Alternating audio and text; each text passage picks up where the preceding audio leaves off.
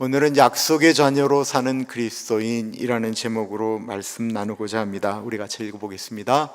약속의 자녀로 사는 그리스도인. 엄마의 뱃속에서 세상에 태어난 우리들은 그때부터 인생을 살아가게 되죠. 그러면 그 인생이라고 하는 것에 꼭 들어가는 것이 있는데, 그것을 가리켜 태어나고 늙고 병들고 죽는 것입니다. 보통 생로병사라고 이야기하는데, 우리가 병이 없이 죽는다 그렇지 않아요. 병이 있기 때문에 죽는 거예요. 어떤 사람들은 인생은 죽으면 끝이다라고 말하는 어리석은 분들도 있지만, 성경은 한 번 죽는 것은 사람에게 정해진 것이고 그 후에는 심판이 있다라고 말씀하셨습니다.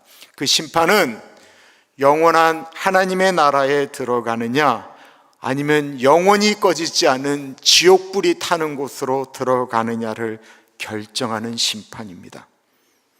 그럼 그 심판의 기준이 무엇일까요? 착한 사람일까요? 그럼 착하다라고 하는 정의는 무엇입니까? 우리가 생각하는 착함과 심판하실 하나님께서 보시는 착함이 똑같을까요? 성경 로마서 3장 23절은 모든 사람이 죄를 범하였기 때문에 하나님의 영광에, 하나님의 나라에 임하지 못한다라고 말함으로써 우리 모두는 하나님의 심판대 앞에서는 착하다 덜 착하다 이야기할 수 없이 다 죄 지은 사람으로 보인다라는 것입니다. 우리가 보기에 저 사람은 착하다라고 하는 인간적인 정의가 있을 수는 있지만, 하나님의 눈에는 다 죄를 지은 사람이다라는 것입니다. 그러면 하나님은 사람을 기껏 만들어 놓고, 그리고 죄 짓도록 내버려 두고 그 죄를 심판하심으로 다 지옥에 가기를 원하시는 그런 하나님이십니까? 아니다라는 것입니다. 하나님은 우리를 구원하시기 위하여 너무나 값비싼 대가를 치루어야만 하셨습니다.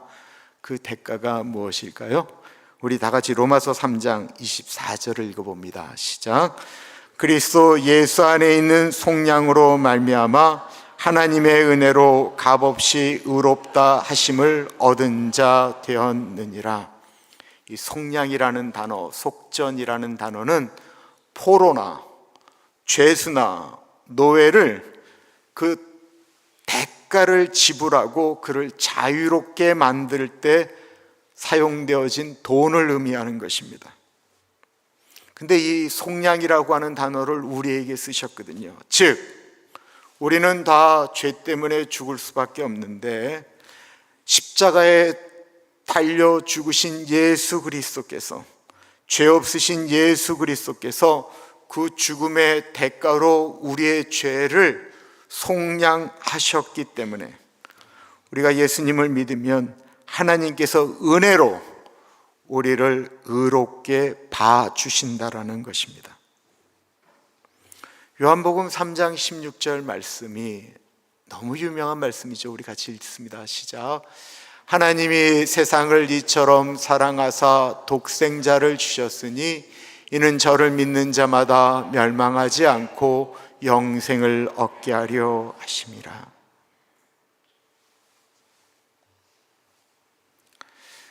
그래서 우리는 지금 예수 믿고 죽게 되면 저 말씀대로 멸망하지 않고 영생을 얻는 줄 믿기 때문에 우리는 이 자리에 있는 것이죠. 그러나 예수님을 믿어도 우리의 믿음이 흔들립니다. 왜 흔들릴까요? 그건 내가 살아가면서 내가 아는 거예요. 내가 정말 예수를 믿느냐라는 거예요. 그 믿음이 흔들리는 사람, 우리 안에 있을 수 있습니다. 내가 예수를 제대로 안 믿는 것 같거든요. 또 내가 이렇게 살다가 죽으면 천국에 들어갈 확신이 없거든요. 근데 그것이 오늘날만 그럴까요? 이건 갈라디아 교인들도 똑같은 갈등을 했다라는 것입니다. 그런 그들에게 예수님을 믿지만 유대의 전통을 따라 율법을 지키는 사람들이 와서는 너희들이 이방인으로 예수님을 믿고 구원을 얻었다라고 생각하지 말아라.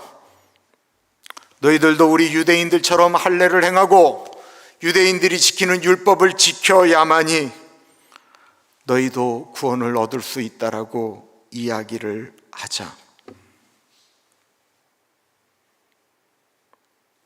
이들도 그렇지 않아도 예수님만 믿어서는 구원을 못 받을 것 같은 두려움이 있었기 때문에 할례 행하면 구원 얻는 된다, 율법 행하면 구원 얻는 된다, 그리고는 예수님만으로 구원받는 걸 포기하고 예수도 믿는 쪽으로 선택하게 되었다라는 거예요. 오늘날 수많은 사람들이 자기 멋대로 살면서 내가 예수도 믿기 때문에 구원을 받는다라고 착각하는 것과 마찬가지입니다. 그럼 정말 하나님은 죄 짓는 우리 인간들을 구원하시기 위하여 율법을 주셨을까요? 과연 율법이 우리를 죄로부터 구원할 수 있을까요? 로마서 3장 20절 말씀입니다. 읽습니다.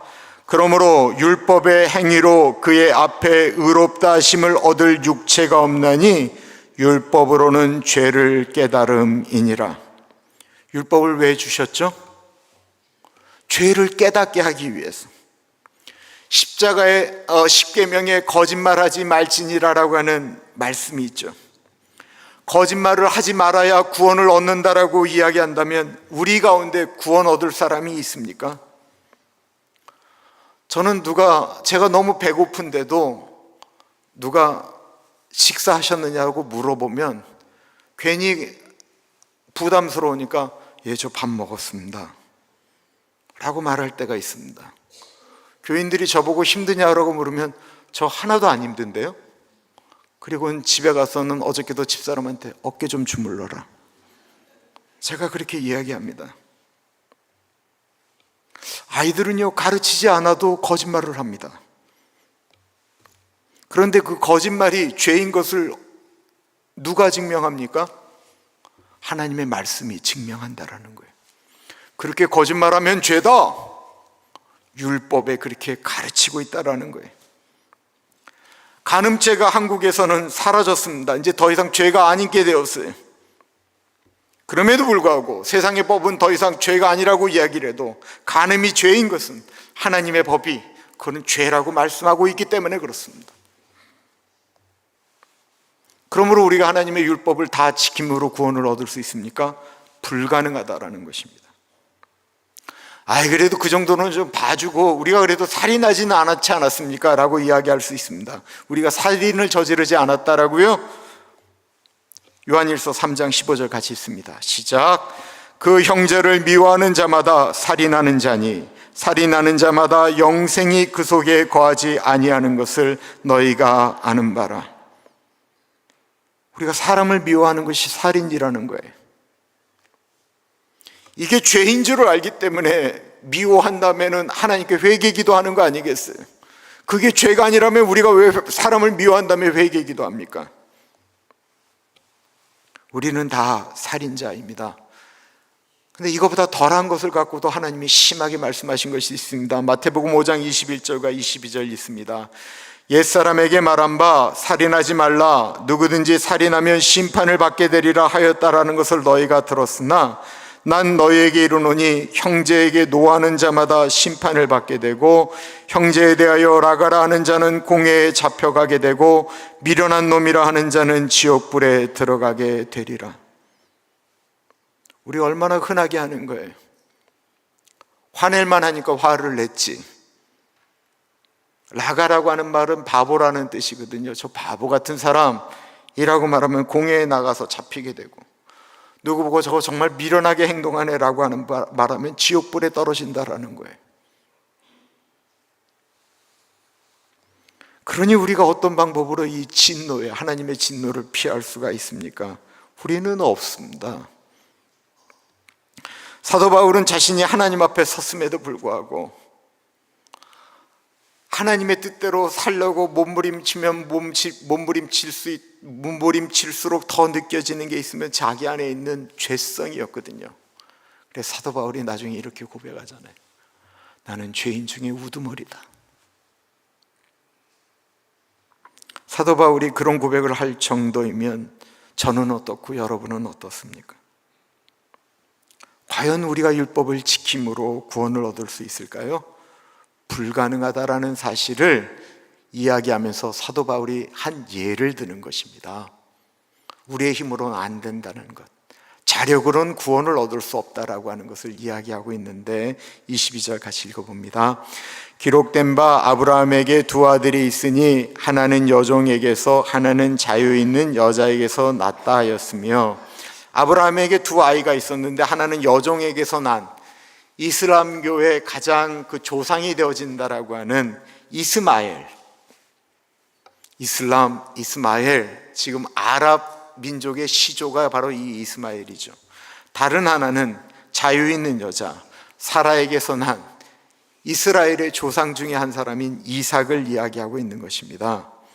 당시 주인이 아내를 여러 명 둘 수 있었기 때문에 여종을 통해서 아이를 낳는 것은 그렇게 이상한 것이 아닌데, 사도 바울이 이 일을 다르게 해석하고 있다는 거예요. 23절입니다. 여종에게서는 육체를 따라 낳고 자유 있는 여자에게서는 약속으로 말미암았느니라. 이 여종에게서 난 이스마엘은 육체를 따라서 낳았다는 거예요. 그리고 사라에게서는 자유자야, 약속을 따라서 아이를 낳았다는 거예요. 이게 도대체 무슨 말일까요? 아브라함이 하나님의 말씀을 듣고 지금의 이라크 지방 갈대아 우르에서 내가 너를 통해 큰 민족을 이루겠다라고 하는 그 약속의 말씀을 받게 됩니다.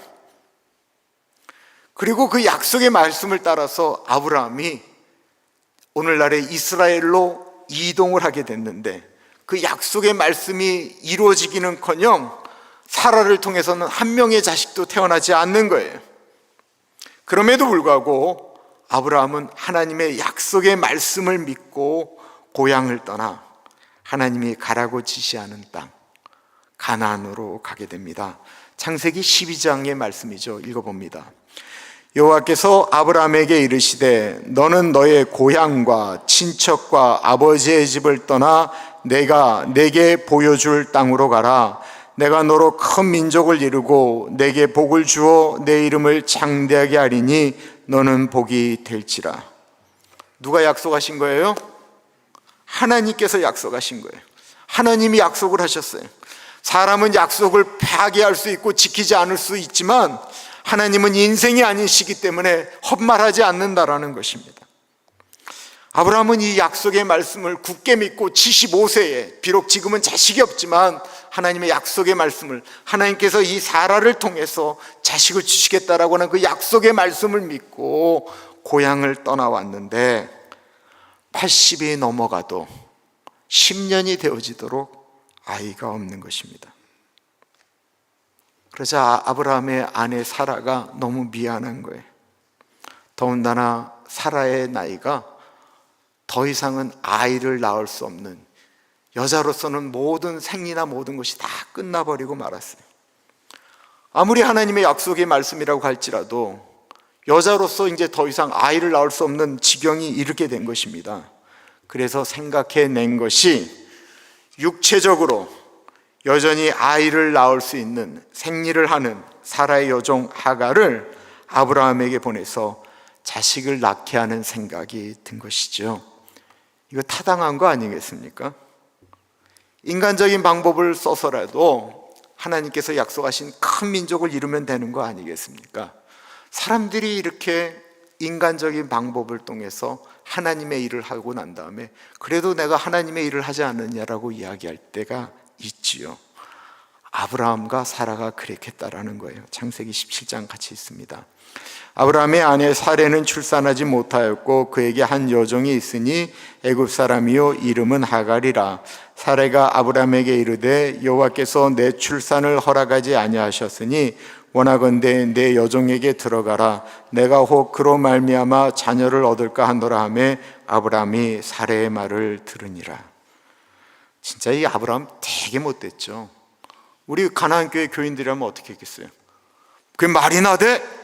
라고 얘기했는데 아브라함이 그래? 하고는 들어갔다라는 거예요. 그리고 결국 사례 여종 하갈은 임신을 해서 아이를 낳게 됩니다. 다시 창세기 읽어볼까요? 하갈이 아브라함의 아들을 낳음에 아브라함이 하갈이 낳은 그 아들을 이름하여 이스마엘이라 하였더라. 하갈이 아브라함에게 이스마엘을 낳았을 때에 아브라함이 86세였더라. 아브라함은 아직 86세였기 때문에 아이를 가질 수가 있었어요. 이게 말이 되냐라고 하는데요, 지금 현 시점으로 기네스북에 가장 많은 나이로 아이를 가진 분의 이름으로 등재된 분의 이름이 인도의 씨름 선수였던 람지트 라그하붓이라고 계신데요, 2010년도에 94세의 나이로 아들을 낳았어요. 그 여자는 1956년 57세의 나이로 정상분만한 분은 루스 카슬러라고 미국 분이셨고요, 영국의 돈 부룩이라고 하는 여인은 59세의 제왕절개를 통해서 아이를 낳았습니다. 그러니까 아이를 낳을 수 있는 나이가 있다라는 거예요. 그럼 이렇게 해서 하갈이 낳은 그 이스마엘은 하나님의 약속의 말씀으로 낳은 것입니까? 아니죠. 인간의 방법으로 만들어진 것입니다. 내가 노력해서 인간의 노력으로, 자력으로 내가 민족을 만들겠다라고 한 거예요. 하나님 이제 이 아이면 되지 않습니까? 라고 이야기하는데 하나님은 내 약속은 그 아이가 아니다라는 것입니다. 그 아이로서는 내가 꿈꾸는 민족을 이룰 수 없다라고 말씀하시는 거예요. 그것은 너의 인간적인 생각, 너의 욕심 때문에 만들어졌다라고 말하고 있는 것입니다. 하나님의 약속은 사라에게 한 것이지 하갈에게 한 것이 아니다라는 것입니다. 아브라함이 이삭을 낳고 13년이 흘렀습니다. 아브라함의 나이가 99세가 되었습니다. 이제 아브라함도 더 이상 자식을 낳을 수 있는 능력을 다 잃어버렸어요. 86세까지는 아브라함도 육체적으로 자식을 낳을 수 있는 힘이 있었는데 이제는 99세의 아브라함은 더 이상 남자로서 자식을 낳을 능력이 없습니다. 그러던 어느 날 하나님의 사자 3명이 아브라함을 찾아와서는 99세 된 아브라함에게 그 전에 24년 전에 약속하셨던 그 하나님의 약속을 지키겠다고 하시는 거예요. 창세기 18장 같이 읽어봅니다. 그들이 아브라함에게 이르되 내 아내 사라가 어디 있느냐 대답하되 장막에 있나이다. 그가 이르시되 내년 이맘때 내가 반드시 내게로 돌아오리니 내 아내 사라에게 아들이 있으리라 하시니 사라가 그 뒤 장막 문에서 들었더라. 아브라함과 사라는 나이가 많아 늙었고 사라에게는 여성의 생리가 끊어졌는지라. 사라가 속으로 웃고 이르되 내가 노쇠하였고 내 주인도 늙었으니 내게 무슨 즐거움이 있으리요. 여호와께서 아브라함에게 이르시되 사라가 왜 웃으며 이르기를 내가 늙었거늘 어떻게 아들을 낳으리요 하느냐. 여호와께 능하지 못한 일이 있겠느냐. 기한이 이를 때에 내가 내게로 돌아오리니 사라에게 아들이 있으리라. 하나님의 약속의 말씀을 들을 때에 사라도 아브라함도 더 이상 아이를 낳을 수 없는 상태이라 그 약속의 말씀을 농담으로 여기고 웃었다라는 거예요. 이것이 무슨 것을 의미하는 것이죠? 믿음이 없는 것일까요? 그러기도 하지만 자신들의 몸에 육체적인 능력은 이제 없다라고 정의한 것입니다. 임신할 수 없는 몸인데요, 인간의 노력으로는 이제 아무것도 할 수 없는, 나의 힘, 자력으로는 아무것도 할 수 없는 상태가 되었다는 것을 이렇게 고백하는 거예요. 이스마엘을 낳은 하갈은 젊었기 때문에 가능하지만 사라는 더 이상 아니다라는 것입니다. 그런데요, 뒤에 나오는 말씀, 사람으로는 할 수 없으되 하나님은 하실 수 있다라는 것이었습니다. 그리고 아브라함의 100세가 되었을 때 정말로 사라가 아이를 낳았습니다. 바로 이삭이지요. 사도 바울이 왜 이야기를 하는 것입니까? 율법, 내가 애써서 노력하는 육체적인 노력을 통해서 구원을 얻을 수 없다, 그건 하나님의 약속이 아니다라는 거예요. 내 노력으로 구원을 얻을 수 있다고 한다면 내가 뭐하러 너희들에게 예수 그리스도를 보내느냐라는 것입니다. 그러나 예수님을 통해서 구원을 이룬다라고 하는 것은 내 힘으로는 그것이 이루어질 수 없는 것이니까, 아까 우리 성가대원들이 찬양했잖아요. 은혜라고, 은혜. 내가 한 게 없는데 나를 구원하신 거예요. 여러분들 한번 진짜 나 같은 죄인 살리신 그거 한번 부를 때 한번 생각해 보세요. 나 같은 죄인을 살리셨는데 뭘 갖고 살리셨는지 이해할 수 없으니까 놀라운 은혜라는 거 아닙니까?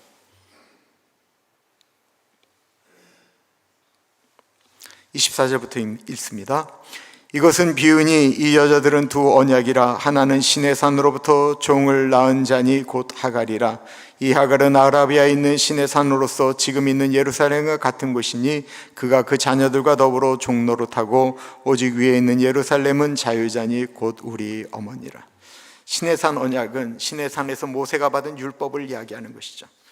이 율법을 지키는 예루살렘의 사람들은 여전히 하갈처럼 율법을 지켜야 되는데 못 지킨 것 때문에 두려워하고 이러다가 구원 못 받으면 어떡하지 하면서 늘 벌벌벌 떨고 있다라는 것입니다.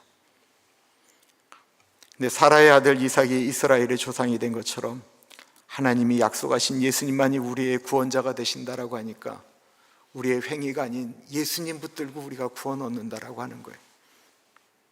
오늘날 우리를 위협하는 것이 있다고 한다면 예수님 없는 구원입니다. 예수님 없이도 구원을 얻는다라는 것이 바로 종교다원주의죠. 즉 다른 종교를 믿어도 그가 선하게 살면 구원을 받는다라는 것입니다. 자력으로 올라간다는 게 종교다원이에요. 그런데 그게 불가능하다니까요. 왜냐하면 우리 눈에 선하게 보이는 그 사람이 하나님 보시기에는 절대로 선하지 않기 때문에 그렇습니다. 이건 아무리 노력한다고 되는 게 아니에요. 하나님이 우리 인간을 구원하실 유일한 길을 하나 주셨어요. 베드로가 사도행전 4장 12절에 이렇게 외치고 있습니다. 다른 이로서는 구원을 받을 수 없나니 천하 사람 중에 구원을 받을 만한 다른 이름을 우리에게 주신 일이 없습니다. 요한복음 14장 6절 예수님이 하신 말씀 우리 같이 읽습니다.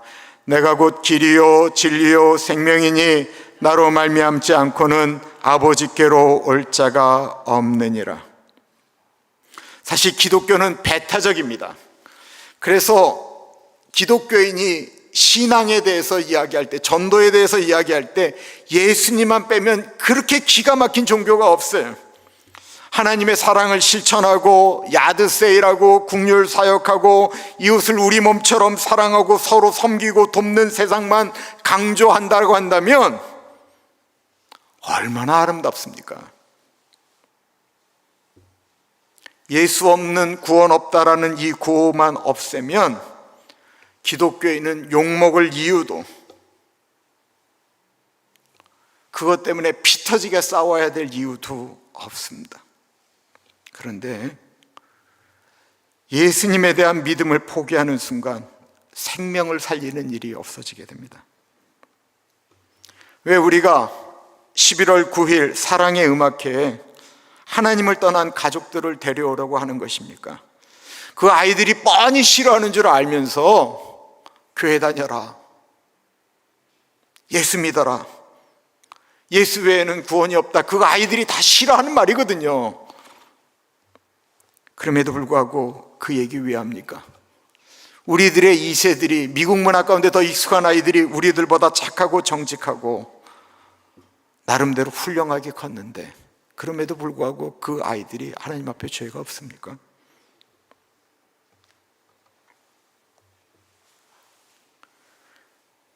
예수님 외에는 구원할 길이 없기 때문에 그렇게 돈 쓰고 애쓰고 준비하면서 어떻게든지 한번 교회에 데려오려고 애쓰는 것, 예수님 외에는 구원이 없기 때문 아니겠습니까? 예수만이 유일한 구원의 길, 이렇게 외치는 것이 결코 쉬운 것이 아닙니다.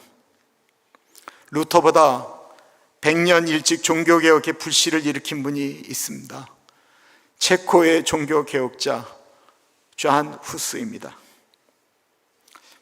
프라하 구시가지 체코 광장에 우뚝 서 있는 그 얀 후스의 동상을 보면 감동이 되어집니다. 프라하 대학에서 공부해서 1398년도에 신학교 교수가 되었고 37살에 프라하 대학 총장이 되었습니다. 그가 전한 복음은 단순했습니다.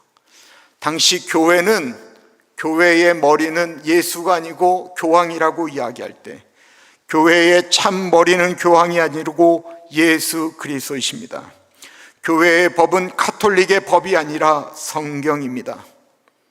타락한 교회와 교황을 질타하고 교황의 무호성을 거부했던 후스는 교황 비판을 공개적으로 철회하고 용서를 구하면 목숨을 보장받는다라는 회유에도 조금도 굽히지 않고 진리를 외치다가 1415년 7월 6일 화형을 당해 세상을 떠났습니다. 예수만이 구원이라고 외치는 사람들, 세상 사람들 눈에는 참 어리석고 바보 같은 사람들입니다. 더 안타까운 것은 오직 예수님만 구원을 받는다라고 말하는 사람들의 삶의 태도는 예수님만으로 구원을 받는 게 장사치 같다라는 거예요.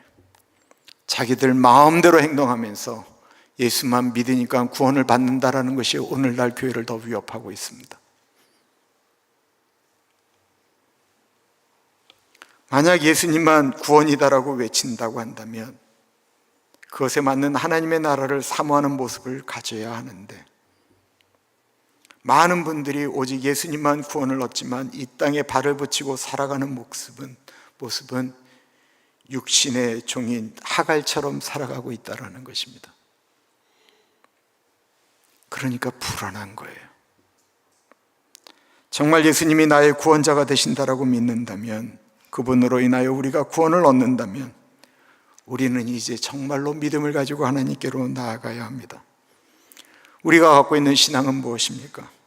내가 노력하고 애쓰면 구원을 얻겠다라고 말하는 하갈, 육체의 믿음입니까? 아니면 나는 오직 예수 그리스도께서 나를 사랑하사 나를 위하여 죽으신 그 십자가를 바라보는 그 은혜로 말미암아 구원을 얻는다라는 하나님의 약속을 붙든 믿음의 신앙입니까? 예수님 믿어야 구원 얻습니다. 기도합니다. 참으로 존귀하신 하나님, 예수님 한 분만으로 만족하고 예수님은 누구이신가? 우는 자의 위로와 구원이 되신다라고 하는 우리 믿음의 선진들의 고백처럼 육체의 종으로 살아가는 것이 아니고 하나님의 약속의 말씀을 붙들고 살아가는 우리들 되게 하여 주옵소서. 예수님 믿어야 구원을 얻는다라고 하는 변치 않는 본질의 말씀을 붙들고 살아가는 우리들 되게 하여 주옵소서. 존귀하신 예수님 이름으로 기도드립니다. 아멘.